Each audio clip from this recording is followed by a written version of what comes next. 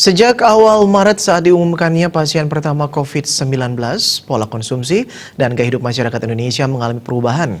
Masyarakat lebih dominan berbelanja kebutuhan sehari-hari seperti bahan pangan segar, makanan instan, dan produk home care.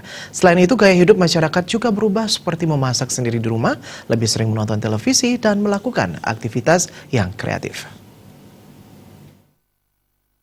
Direktur Consumer Panel Service Nielsen Indonesia, Mia Trisjayani, pada minggu pertama Maret, orang-orang mulai mengikuti perkembangan berita COVID-19 itu lebih sering, dan itu dilakukan beberapa kali dalam sehari. Persentasenya, 61% orang melakukan pengecekan berita atau informasi. Informasi tersebut didapatkan dari sosmed dan TV. Pemirsa TV pun dikatakan semakin meningkat, apalagi semenjak DKI mengumumkan work from home dan belajar dari rumah, sehingga anak-anak dan pelajar lebih banyak menonton TV. Minggu pertama dan kedua Maret, peningkatan aktivitas tersebut masih stabil.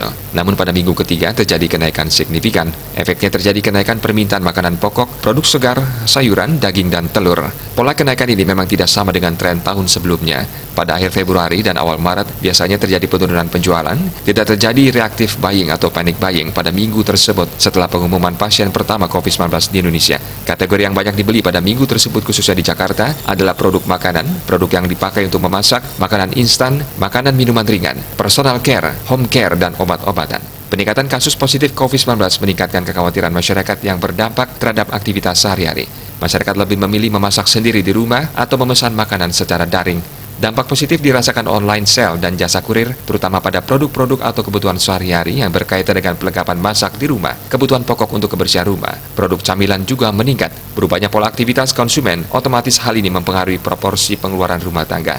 Dari berbagai komponen pengeluaran rumah tangga, pengeluaran untuk produk kebutuhan sehari-hari dan telekomunikasi meningkat. Sebaliknya ada pos pengeluaran yang mengalami penurunan cukup besar, yakni transportasi, biaya bahan bakar, tol, transportasi umum, biaya edukasi seperti perlengkapan sekolah, les dan ekstrakurikuler, pengeluaran untuk makan di luar dan rekreasi, dan belanja untuk keperluan fashion. Cita Maya Bali Pos melaporkan.